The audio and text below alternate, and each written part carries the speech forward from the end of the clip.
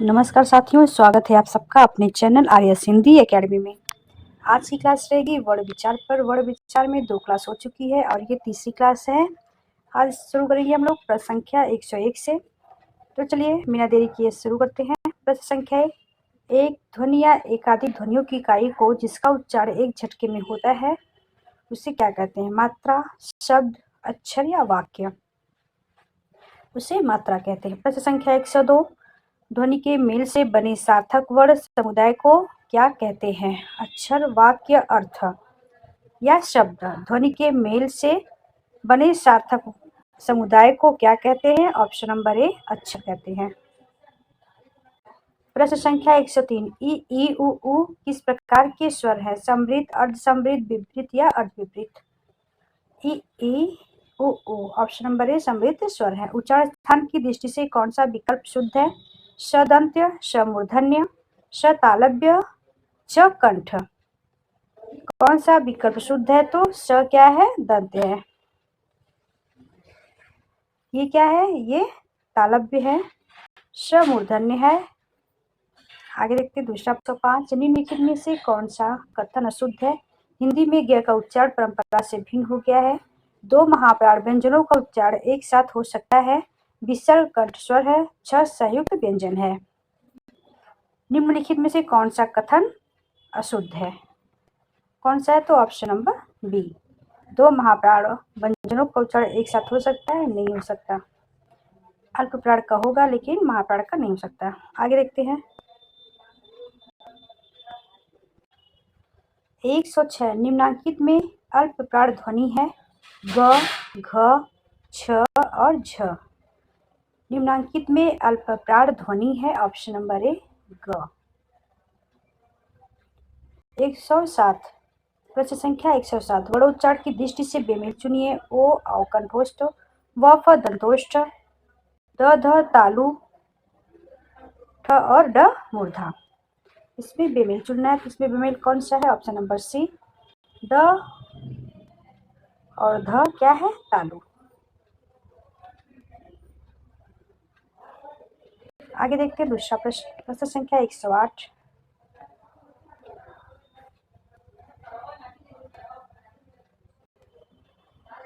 अल्प प्राण के विषय में सही कथन।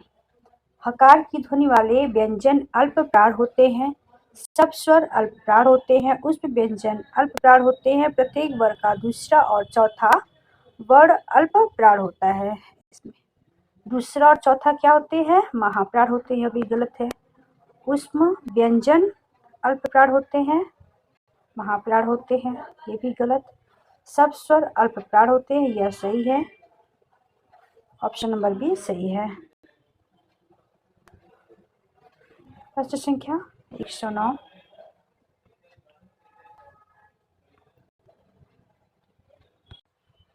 प्रश्न संख्या 9, दांत और जीभ के स्पर्श से बोले जाने वाले वर्णों को क्या कहते हैं? मूर्धन्य, कंठोष्ठ, दंतोष्ठ या दंत्य? दांत और जीभ के स्पर्श से बोले जाने वाले वर्ण को क्या कहते हैं? व्यंजन। क्या कहते हैं? ऑप्शन नंबर डी दंत्य कहते हैं। आगे देखते हैं प्रश्न संख्या 110, निम्नलिखित ध्वनियों को निर्दिष्ट विशेषताओं में कौन सा शुद्ध है? च तालव्य महाप्राण, म ओष्ठ और सघोष है, त अल्प प्राण और दंत्य है, ख महाप्राण और कंठ है। इसमें अशुद्ध कौन सा है? च तालव्य है लेकिन महाप्राण नहीं है, यह अल्प प्राण है। 111, प्रश्न संख्या 111, निम्नांकित में महाप्राण व्यंजन युग्म कौन है? च त, ट ठ, ख ग और प फ। इसका सही आंसर क्या है? ऑप्शन नंबर सी, ख और घ क्या है? महाप्राण है। मुंह शब्द में प्रयुक्त चंद्र बिंदु है शिरोरेखा, अनुस्वार, अनुनासिक या नासिक्य? तो क्या है? ऑप्शन नंबर डी नासिक्य है। मुंह शब्द में प्रयुक्त चंद्र बिंदु क्या है? सॉरी, अनुनासिक है। क्या है? ऑप्शन नंबर सी आपका सही है। मुंह शब्द में प्रयुक्त चंद्र बिंदु है तो क्या है? अनुनासिक है। आगे देखते हैं, इनमें हिंदी वर्णमाला से संबंधित कौन सा कथन गलत है? च वर्ग को स्पर्श संघर्षी भी कहते हैं। च वर्ग को स्पर्श संघर्षी भी कहते हैं। क वर्ग ह तथा अ आ कंठ वर्ण माने जाते हैं। ड और ढ को उच्चिष्ट व्यंजन कहते हैं। समस्त स्वर अघोष होता है।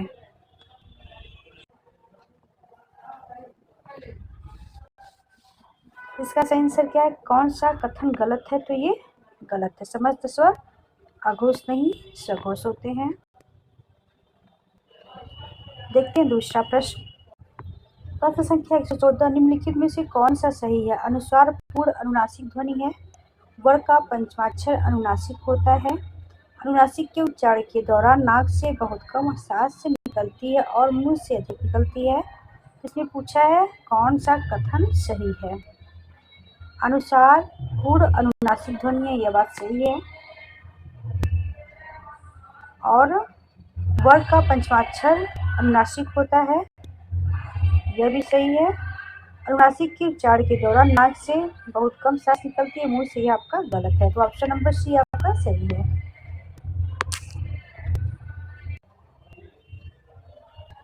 प्रश्न संख्या 116 मूल स्वर क्या है? मूल स्वर क्या होते हैं? मूल स्वर आपका है अ, ई, उ, री। और इसमें दीर्घ स्वर कौन सा है? आ, ई, उ और ए। अल्प प्राण क्या है? अल्प प्राण आपके हैं य, र, ल, व। और अघोष क। अघोष होता है वर्ग का पहला और दूसरा। तो आपका इसमें सही कौन सा ऑप्शन हुआ? Option number C. आगे देखते हैं दूसरा प्रश्न।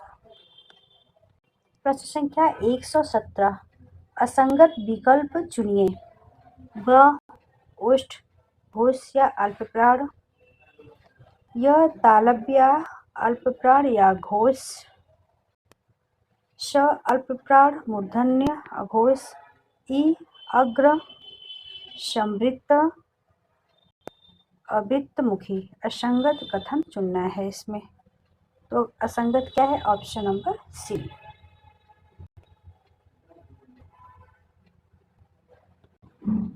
ऑप्शन नंबर सी।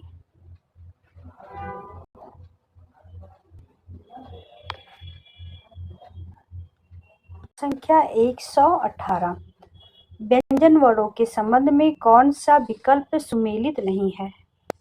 स श संघर्षहीन है। य व अर्धस्वर है।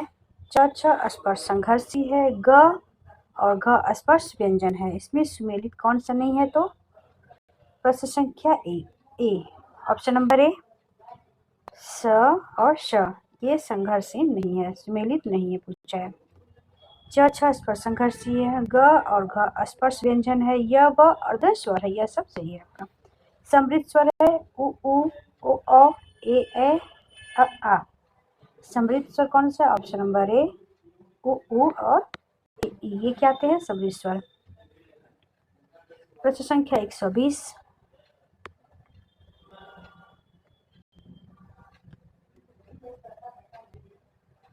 भाषा की सबसे लघुतम सार्थक इकाई कहलाती है? वर्ड, वाक्य, शब्द या अक्षर। सबसे लघुतम इकाई क्या है? वर्ड होती है। और ऑप्शन नंबर ये आपका सही है। प्रश्न संख्या 121 निम्नलिखित में से किस क्रमांक में ऊष्म व्यंजनों का सही क्रम है? ऑप्शन नंबर ए या बी या सी या डी। तो सही क्या है? Option number B. पहले क्या आता है? तालव्य श, फिर मूर्धन्य श, फिर दंत श, उसके बाद ह आता है।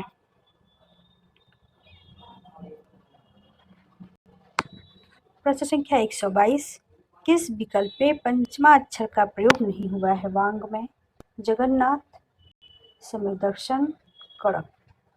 किसमें नहीं हुआ? ऑप्शन नंबर डी में। प्रश्न संख्या 123 उच्चारण स्थान के दृष्टिकोण से असमूहित विकल्प है। उच्चारण स्थान के दृष्टिकोण से असमूहित विकल्प है य, ई, छ या डी। तो ऑप्शन नंबर डी आपका सही है। असमूहित विकल्प है, उच्चारण स्थान के दृष्टिकोण से असमूहित विकल्प है, तो ऑप्शन नंबर डी श। किस स्वर के उच्चारण में जीवा का मध्य भाग सक्रिय होता है? अ, आ, ई। किस स्वर के उच्चारण में जीवा का मध्य भाग सक्रिय होता है? ऑप्शन नंबर ए अ का। आगे देखते हैं प्रश्न संख्या 125। किन स्वरों के उच्चारण में मुख सबसे कम खुलता है? ई उ ए औ ए ओ। किस स्वरों के उच्चारण मुख सबसे कम खुलता है? तो ऑप्शन नंबर बी ई उ। ये क्या होता है? समृद्ध स्वर होते हैं। प्रश्न संख्या 126। निम्नलिखित में से किस क्रमांक में सभी सवर्ण या सजातीय स्वर हैं? ए अ ई उ या री, ए ओ औ, आ ई उ। किसमें सवर्ण या सजातीय स्वर हैं? ऑप्शन नंबर डी में।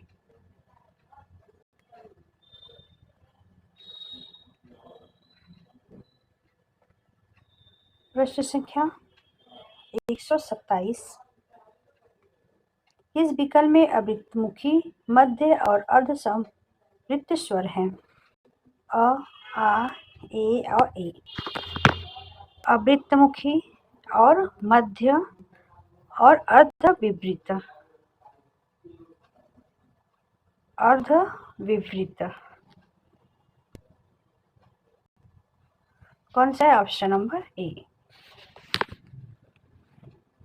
प्रश्न संख्या 128। प्रश्न संख्या 128। किस विकल्प में सभी अवर्तुलाकार व समृद्ध स्वर है? किस विकल्प में सभी अवर्तुलाकार व समृद्ध स्वर हैं? आ ई ए ओ औ, ई उ या ए। किस पे है? ऑप्शन नंबर ई में। प्रश्न संख्या 129। किस विकल्प में स्पर्श संघर्षी महाप्राण ध्वनि है? छ, ह, च और त। किस पे है? ऑप्शन नंबर ए छ। सभी स्वर होते हैं केवल अल्पप्राण, केवल अघोष, अल्पप्राण और सघोष या अल्पप्राण अघोष। सभी स्वर क्या होते हैं? अल्पप्राण होते हैं और साथ में सघोष होते हैं। प्रश्न संख्या 131। किस क्रमांक में गुण स्वर है? ई ए औ। किसमें है? ऑप्शन नंबर डी ओ में। प्रश्न संख्या 132।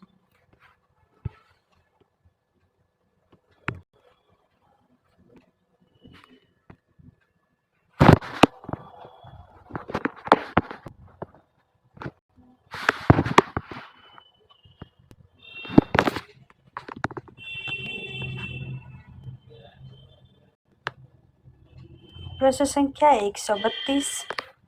किस विकल्प में द्विगुण व्यंजन का प्रयोग हुआ है? मिष्ठान, जिला, कड़क या ऑक्सीजन। किस विकल्प में द्विगुण व्यंजन का प्रयोग हुआ है? मिष्टान, जिला, कड़क या ऑक्सीजन। किस पे हुआ? ऑप्शन नंबर सी में। किस ध्वनि के उच्चारण में जीवा तालु को स्पर्श नहीं करेगी? च या य या श या री। जीवा तालु को स्पर्श नहीं करेगी, तो ऑप्शन नंबर डी। निम्नलिखित में से आस्वर की सही विशेषता किस क्रम में है? अग्रस्वर, मध्य विवृत स्वर, पश्च विवृत या पश्च स्वर। निम्नलिखित में से आस्वर का सही विशेषता किस क्रम में है? तो ऑप्शन नंबर सी में, पश्च विवृत स्वर।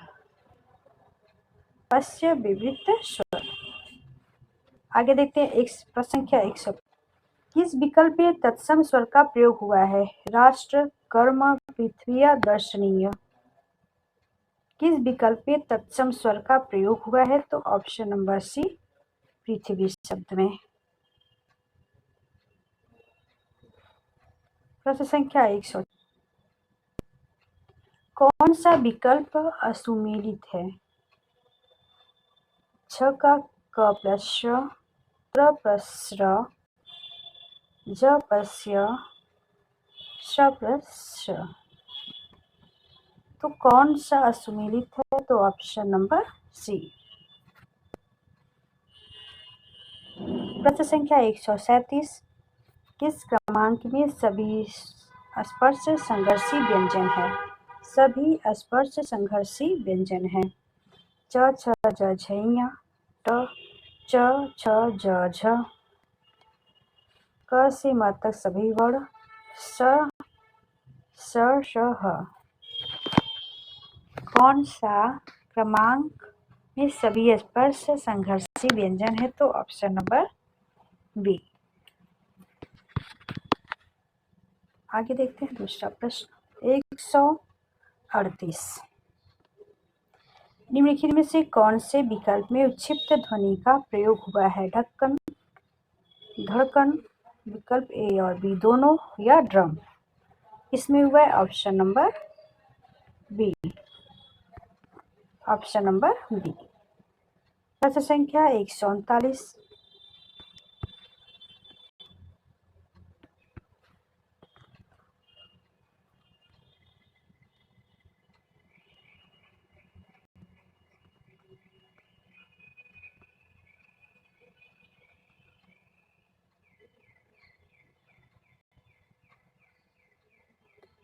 किस विकल्प में लुंठित वर्ण का प्रयोग हुआ है?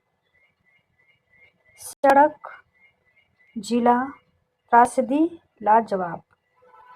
किसमें हुआ है? ऑप्शन नंबर लुंठित वर्ग का प्रयोग हुआ है।